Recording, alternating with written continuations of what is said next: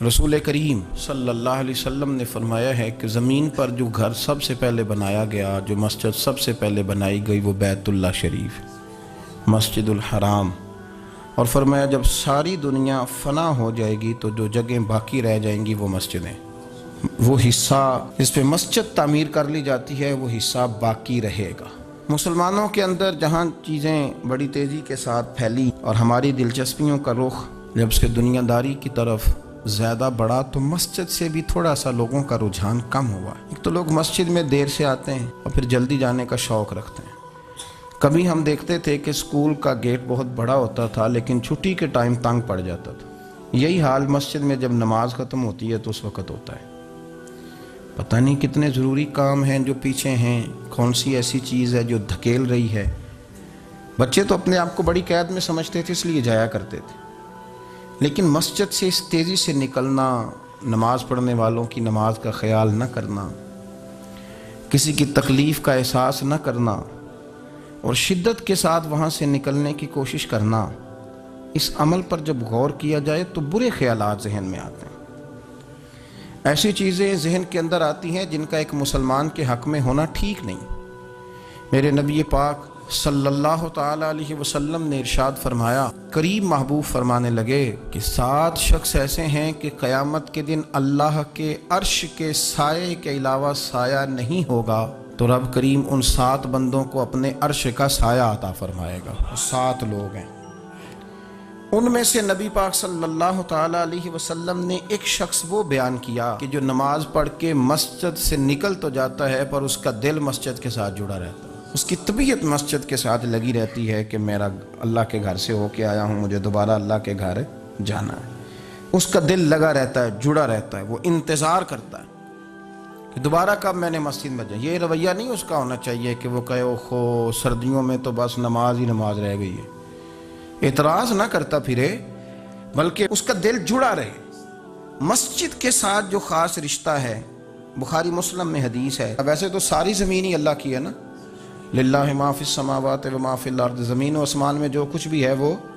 اللہ کا ہے، لیکن حضور فرماتے ہیں کہ خطہ زمین پر جو جگہ رب کو سب سے زیادہ پیاری جگہ، ساری اللہ کی ہے، پر جو اللہ کو سب سے پیارا ٹکڑا ہے وہ جگہ ہے جہاں مسجد بنا دی جاتی ہے۔ وہ خاص خطہ، آپ ذرا حدیث کے لفظوں پر غور کریں، فرمایا احب البلاد، وہ اللہ کا محبوب ٹکڑا ہے زمین پر جہاں مسجد بنا دی جاتی ہے۔ وہ اب آپ اندازہ کریں کہ وہ پیسے کتنے قیمتی ہیں، جو کمائے کسی نے تھے، لگ مسجد میں گئے اور محبوب کس کے ہو گئے؟ اللہ تعالیٰ کے۔ یعنی میرے تیرے کمائے ہوئے پیسے اللہ کے محبوب پیسے تب بنیں گے جب اللہ کے گھر میں خرچ ہو جائیں گے۔ تعمیر مسجد پر، تشکیل پر، فرمایا یہ سب سے زیادہ اللہ کو۔ اور سید عالم صلی اللہ تعالی علیہ وآلہ وسلم نے ارشاد فرمایا کہ اللہ تبارک و تعالیٰ کو زمین پر، زمین ساری ہی اللہ کی ہے، لیکن اللہ تبارک و تعالیٰ کی زمین پر جو جگہ اللہ کو ناپسند ہے وہ جگہ ہے جہاں بازار بنا دیا جاتا ہے، جہاں مارکیٹیں بنتی ہیں، جہاں لوگوں کے ساتھ ظلم ہوتا ہے، دھوکے ہوتے ہیں، جھوٹ بولا جاتا ہے۔ یہ بخاری مسلم کی حدیث۔ ناپسندیدہ زمین کا ٹکڑا وہ ہے جہاں بازار بنتا ہے، اور پسندیدہ ٹکڑا وہ ہے جہاں شوق کس بات کا زیادہ، میری مارکیٹ ہو کہ میرے نام کی مسجد ہو، یہ میری زمین کا جو ٹکڑا میری مارکیٹ ہو، میرا پلازا ہو، اور پچھلا مکان خرید کے نہ تو ایک لائن پیچھے نکالتا ہوں، 12 دکانیں ادھر ہو جائیں گی، 12 دکانیں ادھر ہو جائیں گے، پھر حساب نکالتا ہے کہ 20,000 ایک کا کرایہ ہے تو کتنا بنا مہینے کا۔ اس کو یہ نہیں پتا کہ تیری یہ زمین تھی اللہ کی، اب تو نے اس کا وہ حشر کیا ہے کہ یہ ناپسندیدہ ترین ہو گئی، ناپسندیدہ ترین۔ اور اگر تیری ہی زمین ہو، اپنی خوش قسمتی تو دیکھیں کہ میری زمین، میرے پیسے، اور جب میں نے مسجد بنا دی تو وہ پیسے رب کے پیارے ہو گئے، وہ زمین اللہ کی محبوب ہو گئی، وہ پیسے پیارے ہو گئے، وہ محبوب ہو گئے۔ لیکن بڑا ہی مشکل کام ہے، مسجدوں میں اعلان ہوتا ہے کہ بل آ گیا ہے، کو مہربانی کرو،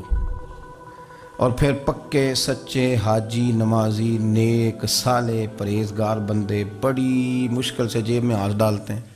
اور جو باہر آتا ہے اس میں پورا 100 روپیہ نکل آتا ہے۔ پورا ہی 100 یعنی کہ، اور گننے میں آپ کو پتہ ہے 1 روپیہ کر کے گنے تو 5-7 منٹ تو 100 گننے میں لگ ہی جاتے ہیں، پھر وہ گننا پڑتا ہے۔ اور مسجد کی ٹوپیوں میں سے، مسجد کے گلوں میں سے اکثر وہ نوٹ نکلتے ہیں جو دکاندار لیتا ہی نہیں،